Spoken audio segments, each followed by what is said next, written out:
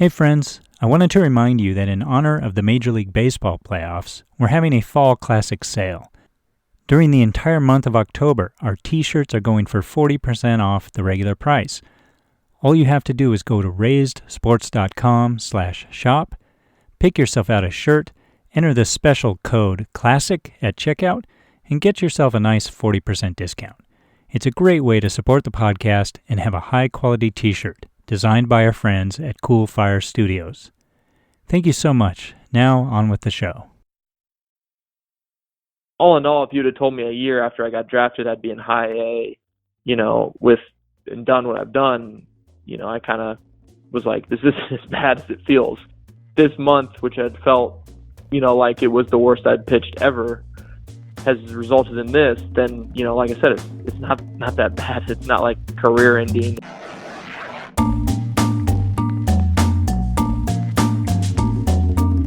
Every young baseball player dreams of taking the field in the major leagues, but even the best find out quickly that it takes more than dreaming to get there. It takes talent, hard work, and even a little bit of luck. There's times where I've, kind of had things planned in my head and expected them to go a certain way, and they they normally don't. Welcome to Season 2 of the Raised Sports Podcast, in which we'll go deep into the minor leagues and follow a prospect as he works towards what he hopes will be a shot at the big leagues. The organization's going to test me, and if I can hold up, then great. If not, then they'll find somebody else, and that's kind of the nature of the business. He'll endure long bus trips and short paychecks. He'll tinker with his game as the competition gets tougher, and he'll battle through the aches and pains that come with a long season. It's just part of the game. I mean, playing a little bit banged up. I mean, you're never going to feel 100%, in a 140-game season. And along the way, he'll constantly look for any edge to improve his game, to impress, to find a way to advance up the minor league ladder. When I'm my best is when I'm not thinking too much and I'm just out there to embarrass the hitter. For the rest of my career, just out to show the world. And a swing and a miss, strike three. Pumps the fastball past Benson up in the zone. Episode 4. It's Not Career Ending.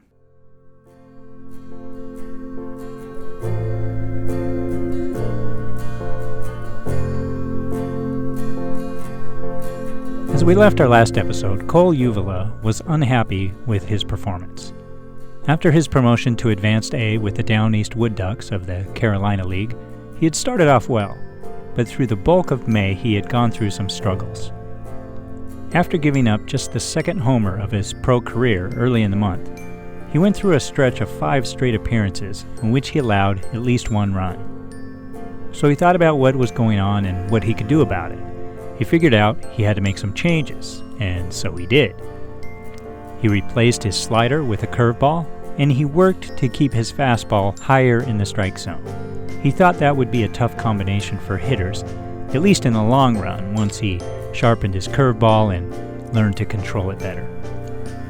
Naturally, there would be some growing pains as he adjusted to the curve and worked on his command.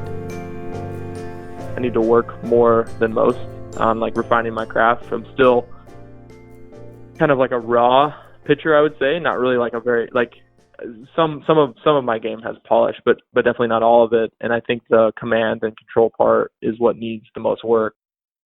But as Cole was working to improve his control, especially of the curveball, there was good stuff happening too.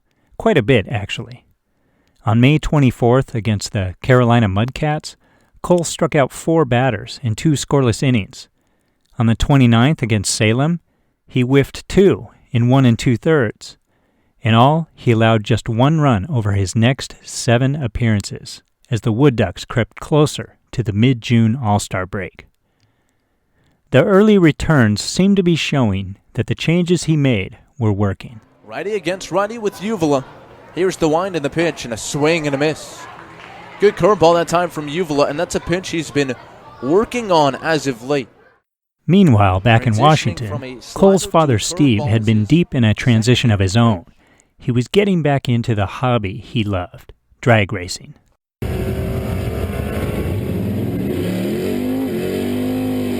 With Steve's son having started his pro baseball career and his daughter Ashlyn off to the University of North Dakota playing softball, he had time for racing again. He had bought one of his old cars back from a buddy who'd held on to it for 27 years. Yes, the car predated Cole. Steve started tuning it up, taking it to the track again.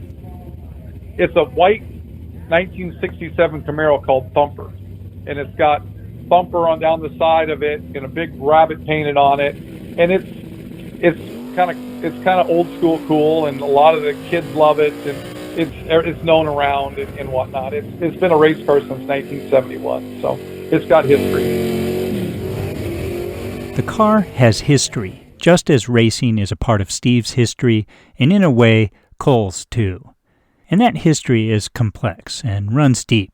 It involves a choice Steve made years ago, one that changed everything, though, as we'll find out, not forever. Sometimes, things can come full circle. That's what happened on June 2nd, 2019.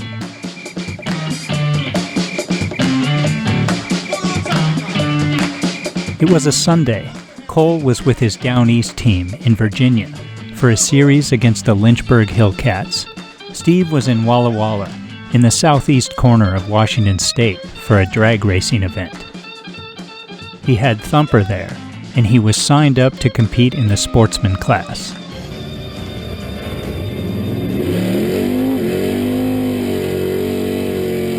The sportsman class is a little different from what you typically might see on TV when you think about drag racing. It's not just about pouring money into your car to make it the biggest, baddest, fastest car on the track. In these races, the cars are handicapped against each other. Basically, if your car gets down the quarter-mile track a second faster than your opponent, then your opponent gets a 1-second head start. It evens the playing field, so typically the best driver should win, regardless of who has the faster car. As Steve starts prepping for what he hopes will be a long day at the track, he texts Cole across the country to let him know how things are going. The field is set up kind of like the NCAA basketball tournament, in that it's a bracket. If you win, you advance. If you lose, your day is done. The winner on this day would have to win 5 straight races to earn the trophy. Well, I was sending him texts during the day. Hey, I'm at the drag. This is what's going on. And, keeping him kind of updated, And after I won my second round, I come back to the pits and I go, this could be my day.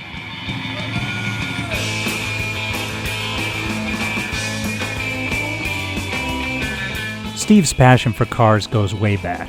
For him, it was both a career and a hobby. He started out selling them, and motorcycles too. He had his own small dealership for a time and a used car lot for several years. His last job, before retiring in 2018, was sales manager of a GMC, Chevy, Cadillac, Buick store. He loved late model cars and classic cars, and for fun, he got into racing. Steve made an attempt to share his passion with Cole. He took him to drag races, then he took it a step further. He got him his own car. I bought him a junior dragster, which is a drag race car for kids, and they're a third scale. They got Briggs & Stratton motors in them. They have a class for them, and a lot of young racers start in there as early as like 6, 7 years old. And I bought him one, and we raced it up and down the driveway. We had a 600-foot paved driveway, and he learned how to drive it, do the whole thing. But Cole didn't really take to it. He got into sports, but racing just didn't seem to grab him. I just didn't really take much of an interest in it, and my dad, kind of recognized that by the time I was like 9 or 10, and then one day I looked at him and says, "Do you think you're ever going to want to take this to the drags?" He looked at me and goes, "I don't think so, Dad. You want me to sell it?" He goes, "Yeah, sell it." I said, "Okay. You'd rather play baseball?" He goes, Yep, rather play baseball." I went, "Okay, cool." By that time, I was starting to get into more competitive sports, AAU basketball and travel baseball. It's funny, Cole didn't get the car bug from me at all. He got the sports bug, the baseball bug. Steve remembers playing baseball too as a kid. He loved the game, but he always felt like baseball was a community thing, and he craved that support from his parents. But as the oldest of 5 kids, in an era when parents perhaps weren't quite as involved as they are now, he didn't really get that support he wanted. So ultimately, he gravitated towards cars and racing, so he could still be competitive, but he could do it in a more solitary way. It just was different in the 60s and 70s growing up, Kids did all their sports by themselves. Parents stayed home. Very few of them went to the ball games. Always wished my parents would came, but they never did. And so, as again, it's, things get tough and you don't really like, you're not getting to be a hero, you move on, right? Well, I found other interests, and cars were something I could do on my own and be competitive with. Steve remembered that feeling, so he didn't mind that Cole wasn't into cars too much. If he loved baseball, then baseball it would be. It wouldn't just be Cole's focus, it would be Steve's too. He wasn't going to let his son do it alone. Racing was time-consuming and it was expensive, so he put his drag car up for sale and prepared to take a new path. It was a 1981 Camaro. It was a drag race car. It was an expensive car. It was very well done, and it was beautiful. It was a showpiece, and we took it to the races, and I put a for sale sign on it. And a guy comes over and says, "I want to buy your car." And I'm sitting in it, knowing it's probably my last run. And Cole's 9 years old. He walks over to me and says, "It's okay, Daddy." He says, "You can get another one someday. I know you will." And I looked at him with a big smile. I said, "You're right, son." I said, "It's time to do something else." And we sold the car. And I didn't have another one for years. You could say that Steve sacrificed his passion in order to help Cole chase his, which is true. But you could also simply say that he adjusted to the circumstances that life presented, and he did what he had to do for the good of his son and the family. When life throws a little wrinkle at you, you change things up. You figure out what you have to do, and you do it. Steve did this years ago, but that didn't mean he gave up on his passion completely. He just kind of hit the pause button. So fast forward back to June 2nd, 2019. Steve was back at the drags, sitting in Thumper, blazing down the track. After winning his second heat, he thought he might have a shot at the trophy. Then he took his third heat and his fourth, and found himself in the final. It was all a blur on that final trip down the track that day, and he was overcome with emotion when he crossed the finish line first. He was back. I got to the finish line, and I saw my win light come on. It was pretty exciting. Pretty emotional, and it was pretty cool. Wish Cole could have been there to see it, but he sent me a neat text afterwards, and he was pretty excited. It was like a really special moment for me, because looking back, he gave up his passion for me. It was really cool for him to win again for the first time in 20 years, and it just took a lot of time on his part to basically get me where I am today. He was always unbelievably supportive of my dreams, and he always put me first, and that's why when he did win again, it was kind of really cool. Actually, he always tells me how proud of me he is, and I was when he won, I told I got to finally tell him how proud of him I was. So it was cool. They celebrated together on the phone, but there was something else to look forward to. Steve had a trip planned. He was going to visit Cole in North Carolina later that week.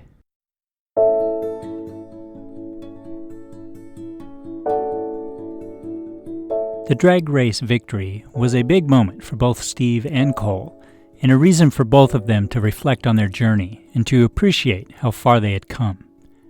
It was also around this time that Cole took a moment to look back at his career numbers as a pitcher and to reflect. He doesn't typically like looking at his stats during the season, but in this case it turned out to be a good thing, because what he saw surprised him and gave him a major dose of perspective. Even after pitching in May what he considered to be the worst month of his professional career, things actually weren't so terrible. His ERA of 3.05 was higher than he wanted for sure, and he was walking too many guys, 15 in 20 and 2/3 innings. But he had also struck out 28, and batters were hitting just 194 against him. And I looked and I was like, geez, all in all, if you'd have told me a year after I got drafted I'd be in high A, and done what I've done, it's like, I kind of was like, this is as bad as it feels. And I was just like, if this month, which had felt, like it was the worst I'd pitched ever, has resulted in this, then, like I said, it's not that bad. It's not like career ending. What felt like a devastating situation really wasn't devastating at all. Cole had seen an issue, had made some adjustments with the pitches he used and how he threw them, and he had survived the blip in May. And now, in addition to his strategic physical changes, he knew he could benefit from a mental change as well. I kind of got into a defensive mindset where I wanted to, which is natural when you have a little bit of failure, I wanted to try to just pinpoint all my pitches and kind of survive. And I've kind of gotten back to just, like I said, kind of trying to embarrass the hitter and throw the ball by him and get him to swing at balls in the dirt. And just, it's amazing what some confidence and just a completely different mindset will do. As I mentioned, Steve traveled to Kinston, North Carolina later that week, after his drag race triumph, to watch Cole and the Wood Ducks in a 4-game home series against the Frederick Keys. There wasn't a ton of time to hang out with the Wood Ducks playing every day, but they got to spend time together before games, go get some breakfast. If it was a day game, they'd go out for dinner. They're close and they talk a lot. It's easy going. They also have a way of talking baseball. Steve doesn't coach, really. He knows Cole has enough of those already, but he watches things. He makes observations. And when the time is right, he shares those observations. You got to pick your spots to be heard. And you got to make suggestions you can't tell them. And I learned it from him because when he was 10, 12, 14 years old, he'd have a funky game and I'd be wanting to fix it in the car ride home. Well, you can't fix it in the car ride home. All you do is make it worse because they know that they didn't do what they wanted to do better than anybody on the planet. But 3 days later, 2 days later in the batting cage, you can go, when you were doing this, this is what happened. You go, he would go, really? And I go, yeah. Well, I didn't learn that till he was about 15 or 16 years old. And so Steve once again had noticed something, a little nugget of information. So they were hanging out, having lunch together, talking pitching, and Steve picked his spot. My dad was kind of just made a comment where he was like, yeah, it seems like you walk the first hitter of every inning and then you kind of figure it out and you kind of wake up and then start throwing your normal strikes. And I kind of thought about it and I was like, well, I wonder how much that has to do with the windup.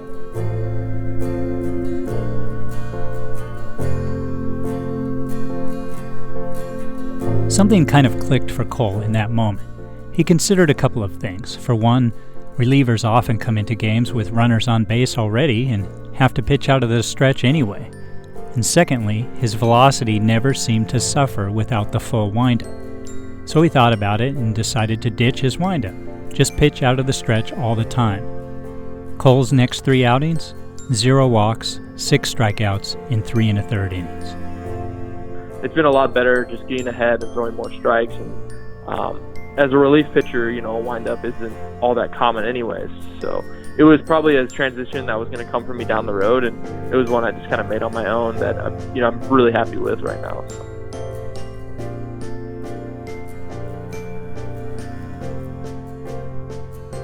Cole enjoyed his time with his father, then started looking ahead to the All-Star break, which was coming up in the middle of June. He wouldn't be pitching in the game, but that was okay because it meant he could return to Washington to spend some time with his fiancée Kayla and their dog Lola. But the 3 days off wouldn't be that much of a break. He wanted to get into the gym. He had some things to work on, a curveball to refine. Things were going well, and he wanted to keep the momentum going. His time away from the Wood Ducks would not be a vacation. Cole had righted the ship. He had overcome his May struggles, made adjustments to his game, and seen results on the field. Life had thrown him a wrinkle, and he'd figured out what changes he had to make to iron things out. just like he had through other challenges in life, just like his father Steve had done years before. It's not career-ending, indeed.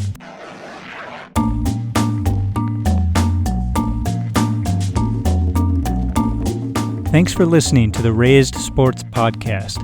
This episode was written and produced by me, Bob Harkins. Music credits go to Jazar, Juanitos, and Soda Caustica, and the theme song comes from DL Sounds. Special thanks, as always, to Cole Uvila for letting me follow along with him throughout the 2019 season, and also to Steve Uvila for taking part in this episode. And speaking of Steve, go to raisedsports.com if you'd like to see a picture of his car, Thumper. It's definitely, as he would say, old school cool, so check it out. Coming up in episode 5, Cole uses the All-Star break to return to driveline baseball and work on refining his pitches. He'll share the story of how he got connected with the company and the impact it had and continues to have on his development. So he's like, hey, like, I want you to meet this guy. He plays Magic and also plays baseball. Like, I think you'd like him. So I was like, cool. So I drive down to Puyallup from Lakewood, and I walk into this attic and introduce myself to Kyle, and then we just sit and talk for like an hour. You know, we talk about baseball and Magic. Thanks for listening. Have a great day.